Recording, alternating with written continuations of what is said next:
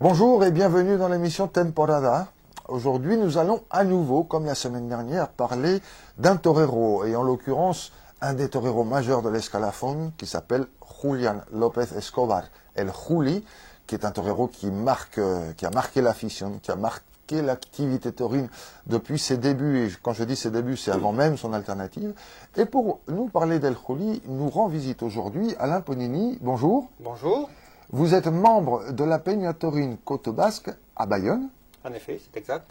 Et vous êtes ici pour nous parler d'El Juli parce que vous êtes amateur de sa tauromachie. C'est certainement pas le seul torero que vous appréciez, mais c'en est un que vous appréciez particulièrement. Est-ce que c'est bien cela? Alors effectivement, il y a plusieurs toreros qui me plaisent, mais je pense que le Juli doit être quand même mis en avant. Alors, pourquoi? Voilà. Pourquoi? La première question, pourquoi le mettre plus en avant qu'un autre? Alors, El Juli est né en 82, ce qui fait que cette année, il a 25 ans. Si on regarde un petit peu son parcours jusqu'à aujourd'hui, on se rend compte qu'il y a quand même beaucoup de faits marquants que peu de toreros ont fait. À savoir, il faut savoir quand même qu'il a tué son premier taureau le jour de sa communion solennelle. Il a fait ses présentations en France à Mont-de-Marsan, en Becerrada, en 95, puis ensuite beaucoup d'autres choses, dont son alternative à Nîmes. Quelques jours avant, je crois que c'est 3-4 jours avant, présentation à Madrid en tant que novillero unico espada. C'est quand même quelque chose, c'est quand même un fait marquant. Et ça, l'année, est-ce que vous vous souvenez de l'année? Oui, 98. À 98. Quel âge il avait? Mais 16 ans. Et unico espada, dans la plus grande arène du monde, et celle dans laquelle le poids de la responsabilité est le plus lourd, c'est un effort considérable. Et à l'âge de 16 ans, il a été en mesure de remplir, de faire face à ce type de compromis, à ce type de reto, de défi, comme disaient les Espagnols. Tout à fait. Il en a été capable, et ensuite il a pris son alternative, effectivement, à Nîmes. Oui. Mais ce qui veut dire aussi que sa présentation à Madrid, Unico Espada, veut dire beaucoup de choses. Veut dire une grande confiance de la part de son entourage, et une grande confiance aux personnes qui s'occupent de las ventas. C'est quand même pas rien. C'est-à-dire qu'il avait déjà persuadé tout le monde avant même son alternative. Alors là, une précision, on dit généralement que dans les premiers temps, un torero a besoin d'un apoderado fort, sinon il ne sort pas dans les grandes arènes. Avant même son alternative, il s'annonçait tout seul face à six opposants, 6 taureaux, en l'occurrence des novillos, à Madrid. Et là, il n'avait déjà plus besoin d'apoderado. Non, je pense qu'il n'avait pas besoin d'apoderado. Il avait déjà fait ses preuves auparavant en Amérique latine, où il est resté pendant un an et demi. Ça a été très bénéfique pour lui, tant et si bien qu'il est revenu en Europe en nous démontrant des passes oubliées. Oui, par exemple, une même de son invention, on va dire. La lopesina. Et qu'il arrive, il a une technique tellement pointue, tellement aiguë, qu'il arrive même à placer ces nouvelles passes dans une faena, même au premier tertio, d'une façon magistrale.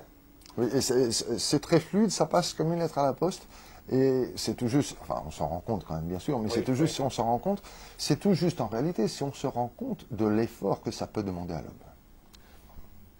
On se rend compte, vous venez de dire que ça passe très bien, que c'est fluide, ça prouve le niveau de technicité du personnage, la maîtrise de lui-même et la connaissance. Alors, une question, le Juli d'aujourd'hui n'est pas le même de l'époque de son alternative, ni le même de l'époque où il était à l'école taurine de Madrid. Oui. Alors, prenons par étapes le gamin, parce qu'à l'époque c'était un gamin. Comment s'est-il révélé? Comment était-il quand il était tout jeune?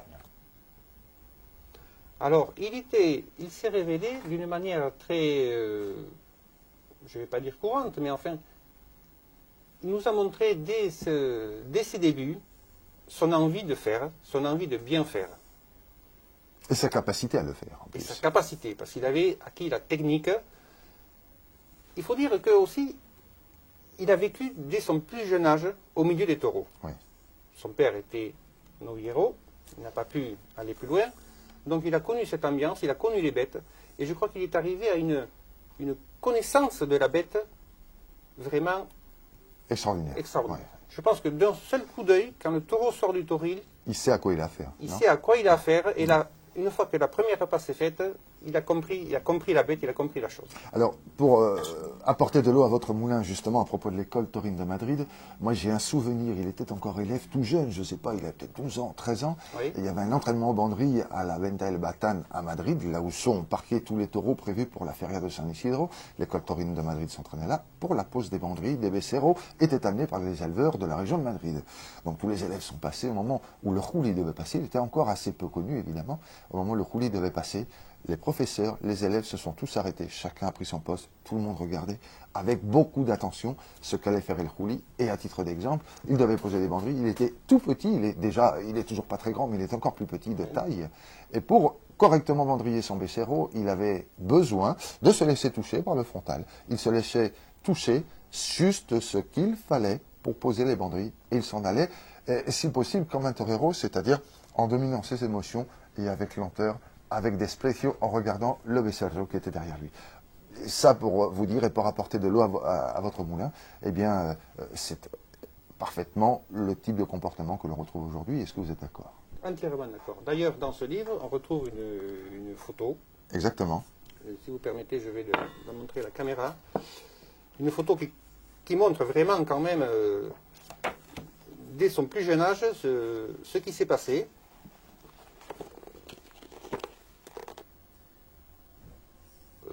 Cette photo qui a été prise à l'âge de 14-15 ans nous montre beaucoup de choses, non seulement son envie de faire. Non seulement envie de faire, mais envie de faire bien. Voilà. Je pense qu'il est arrivé maintenant, je pense qu'on ne peut pas dire au summum de sa carrière. Il domine la tauromachie depuis 8-10 ans, il faut le dire. Oui. Et je pense qu'il a encore beaucoup de choses à nous montrer, que ce soit à nous, aficionados, ou même aux autres toreros. Parce qu'alors justement, depuis cette époque où il était très jeune, où il était à l'école de Madrid, puis il a pris l'alternative, bien jusqu'à aujourd'hui, le Juli a évolué. Quelles ont été ses évolutions majeures? Et une toute petite chose, cet ouvrage, c'est El Juli par Patrick Forestier avec des photographies de Thierry Esch aux éditions Atlantica. Ceci tout simplement pour indiquer aux aficionados que, eh bien, c'est un ouvrage qu'on peut trouver assez facilement par ici. Donc voilà, l'évolution d'El Juli. À ce jour, quelle a-t-elle été, on va dire? Est-ce qu'elle a été facile à analyser? Facile à analyser, je pense que oui. Je pense que oui, puisque bon, il nous a montré toute sa technicité, tout son savoir-faire, toute sa technique. Et maintenant, il va nous démontrer autre chose. Par quoi? J'ai l'impression qu'il a toujours envie d'aller plus loin, d'aller du mieux faire. Et je pense que les prochaines temporadas, on va découvrir un autre personnage, un autre homme, un autre torero. Alors il semble que dernièrement, depuis quelques années, puisqu'il ne banderille plus, et ça rentre justement dans cette démarche, Voilà. bien depuis quelques années, il tente de travailler, en préparant ses saisons et en cours de saison, eh bien la profondeur, la dimension artistique, esthétique de ses faenas. Est-ce que vous l'analysez de cette façon? Est-ce que c'est bien cela? Et à quoi faut-il s'attendre? Alors, c'est tout à fait cela. Alors, ce qui veut dire que maintenant, on passe dans un autre registre de toreria, si on peut dire. Et je vais prendre un petit peu un exemple. La corrida de septembre à Bayonne, cette année, c'était des taureaux de Garcigrande, qui n'étaient pas des taureaux immenses. Ouais. Et il nous a montré son savoir-faire. Il nous a montré son savoir-faire parce qu'il y avait des taureaux qui n'étaient pas faciles, qui donnaient des coups de tête partout. Tout à fait. Et qui fuyaient après à mi-passe. Il a tout d'abord réussi à cadrer le taureau.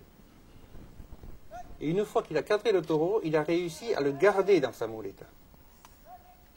Et de ce fait, il est arrivé à enchaîner 4 séries qui ont été magnifiques. Alors par là, vous expliquez une chose, c'est que quel que soit le problème posé par le taureau en face de lui, il cherche, et généralement, il trouve toujours le moyen de résoudre le problème posé.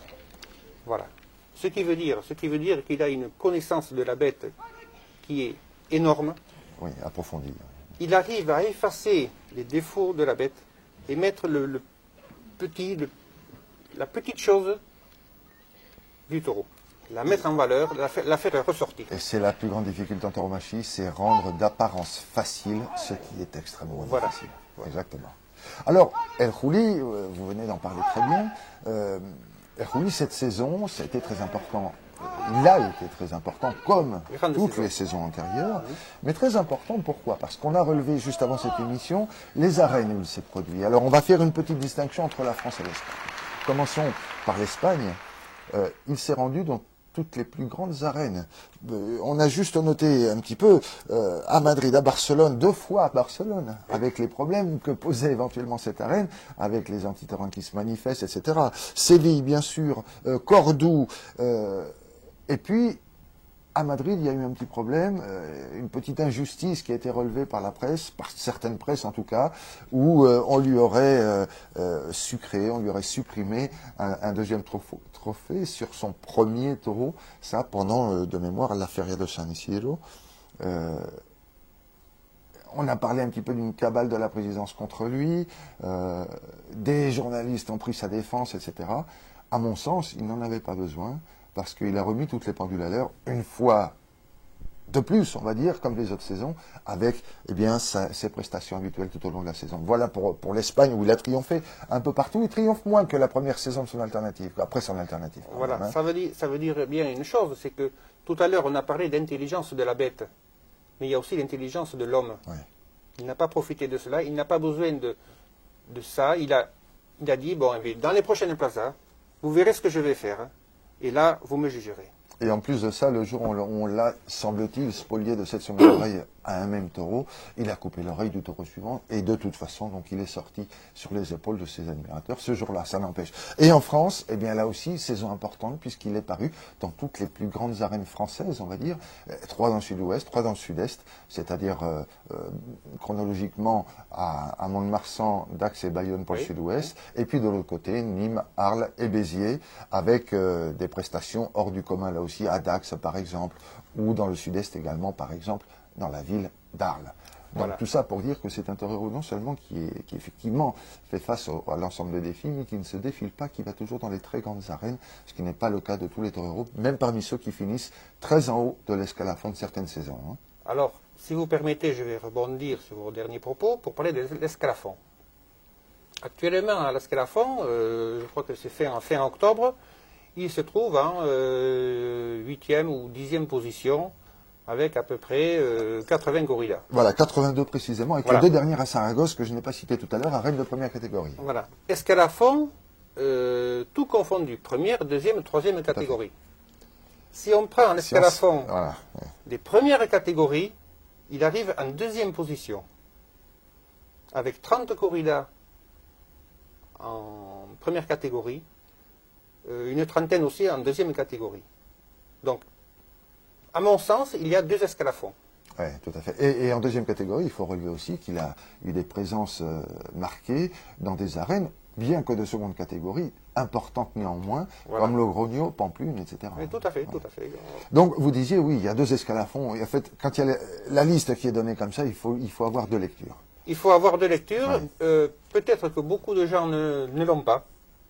Et puis n'ont peut-être pas les moyens de le savoir. Et c'est peut-être un petit peu à nous, Peña Taurine, à orienter les gens, les inciter à fouiner, à chercher. Et puis bon, je ne vais pas les dire jusqu'à les éduquer, mais enfin, au moins les informer. Leur donner des pistes. Leur donner des pistes. Exactement. Oui. Voilà. Faire bien cette différence entre les catégories d'arènes. Bon. Alors, pour finir cette émission, parce que le temps nous est compté comme toujours. Déjà tout à fait. Alors, pour donner quelques pistes, revenons sur la faina de Bayonne.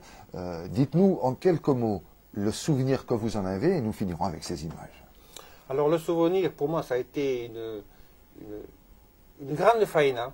Une grande faina où l'on a vu le roulis montrer ce qu'on fait avec peu de choses. Pour moi, c'est un grand torero, et je rajouterais même, il n'a jamais triché.